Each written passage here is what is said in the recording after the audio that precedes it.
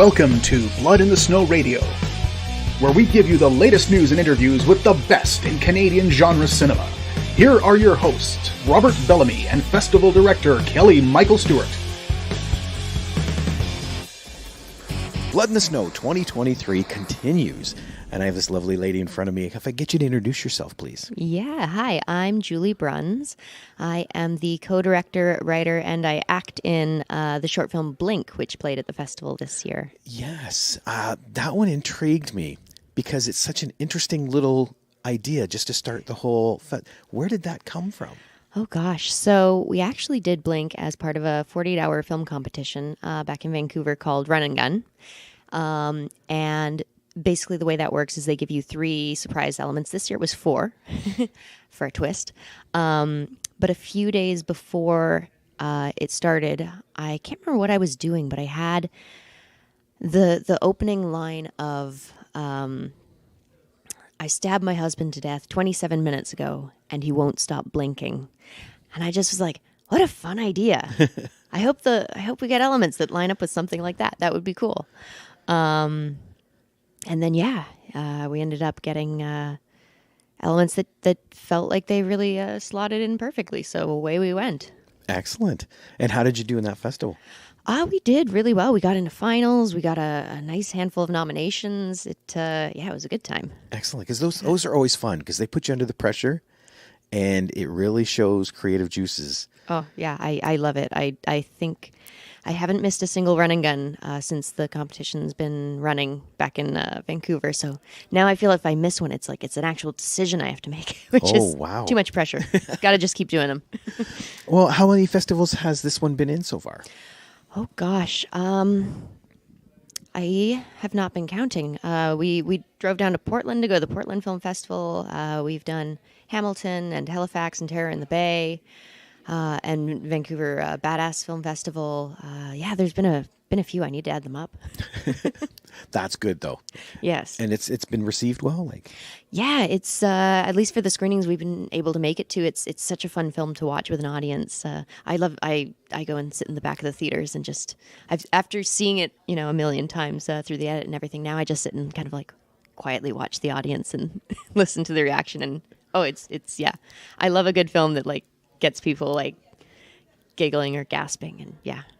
Excellent. And is this your first time in Bits? This is my 3rd time. Oh. Yeah, but it's my first time at the festival in person. The other 2 years were when it was the virtual festival. So fantastic to actually be here this time. Which ones had you put in? We had our first one was The Pergamentum, which was a horror about a marine biologist in the Pacific Northwest who gets a very strange noise coming through her microphone and brings in an underwater technician, and things go very poorly. I remember that one vividly. And then there's Pro Renata, about a woman who is going through her mom's old storage locker. And her mom has dementia, and she uncovers things about her mother that she wished she hadn't found. Excellent. Yeah. Excellent. And how long have you been filming? Like what? Oh, gosh. So I got into the industry first and foremost as an actor about 9-10 years ago. And then I guess I then got into kind of producing. I started associate producing on a film competition actually called Crazy Eights back in Vancouver. And I did that for 2 and a bit years. And then I've always been a writer, day job. And so that kind of came in naturally. And then directing, I suppose I've been doing that for 6 years or so. 7 years, yeah. Have you noticed, I don't know, Friends and all that, but isn't that how everybody starts in the film industry is acting? It's like, I want to be an actor. It's true. I mean, it's still my first and foremost love. But yeah, I think nothing makes you a better actor than getting to go and put on all those hats and learn about what it is to put all the pieces of a film together. So. Oh, and the more you know. Oh, absolutely. Yeah. I think your acting gets better. Being on set is a lot more fun when you know what everybody's doing, and yeah. What made you decide to put on the director's hat? I think it kind of feels like it sometimes just goes naturally hand in hand with acting. It's kind of 2 sides of a similar coin. I always am kind of like, oh, the director is the head of department when you're an actor. So it feels kind of natural.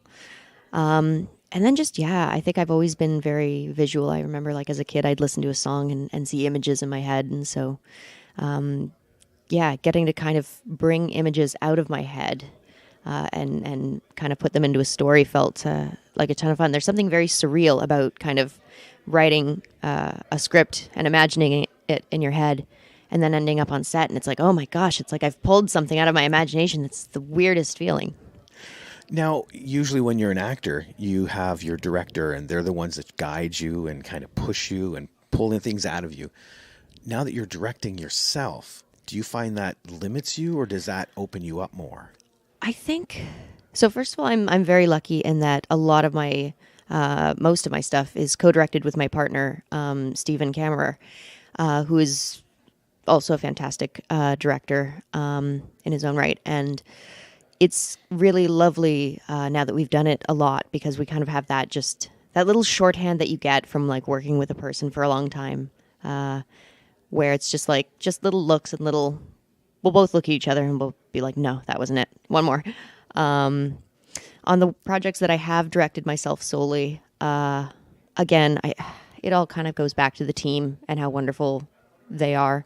Yeah, there's definitely something a little bit limiting about, you can only physically be in one space at a time.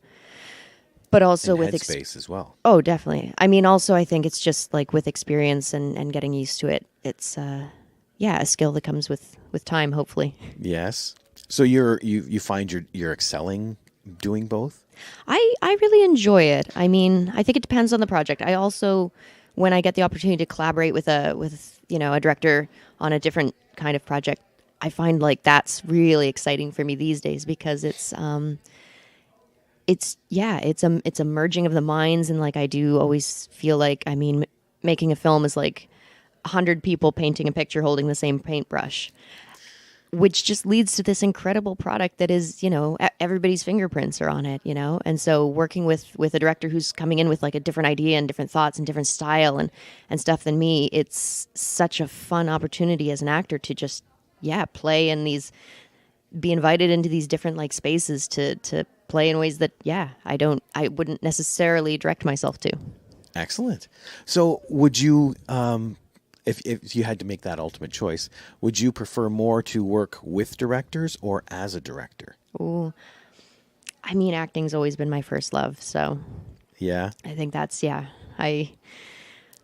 that's my favorite thing to do on set is act. Fair enough. But now, have you got anything coming up that you've been working on? Gosh, I've had a number of things that just came out. We just released a web series called The Eviction, which is a comedy about getting evicted. And I've been told it's the scariest thing I've ever done. Oh, really? It's a comedy. But I mean, housing is real. Yes. I also just wrote and voice acted in an episode of a horror anthology podcast called Cabin Tales, and I wrote the episode Sea Siren, and I think we hit number, I think it was 56 in fiction dramas in Canada. Oh, nice. And so that was really fun. That was awesome. Really fun project. Really, again, like working with a different director, and that was just like so much fun to collaborate in a different direction and get into podcasts, audio dramas. Yeah, I was just going to say, that's a whole different medium. What's fun that compared to film? Because, you have your body language and how that, this is literally just your voice. Oh, it was a ton of fun. So I've been working in voice acting, getting more and more involved in that. But I was also invited to write that episode. And honestly, it was the most fun as a writer because as a writer, writing indie film, you're always like, okay, what can we do? What can we afford? What can we do this? No space battles. I got that. And it's like, it's all just, you create it with sound. So I'm like, well, it's on an abandoned cruise ship, of course. We're going to do something I could never afford to film right now. That is true. So, yeah, no, it was wonderful. You're limited by sound. Yeah. And I'm such a dark fantasy nerd. So I'm over here thinking, ooh, what else can we do? Yeah. Is there any more thoughts on venturing in that area? Oh, absolutely. I'd love to do a dark fantasy podcast. Yes. Definitely have some thoughts, some stuff in the works. Oh, excellent. So what's next for Blink?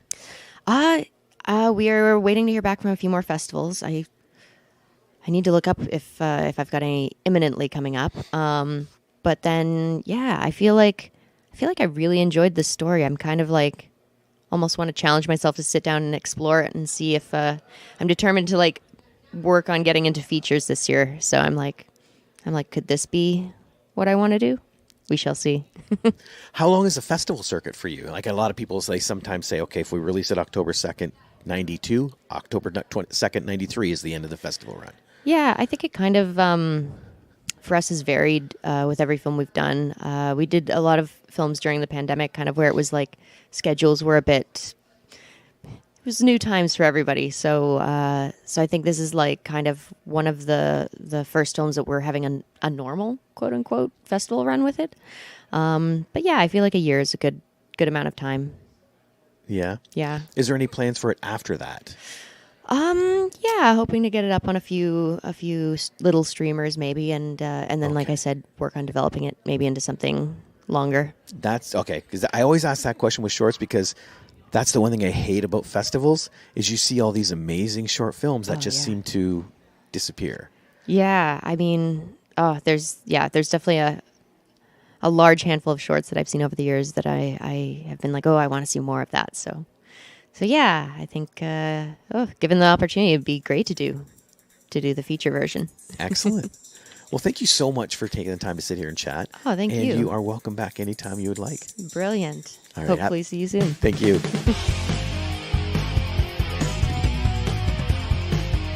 Join us next time for Blood in the Snow Radio.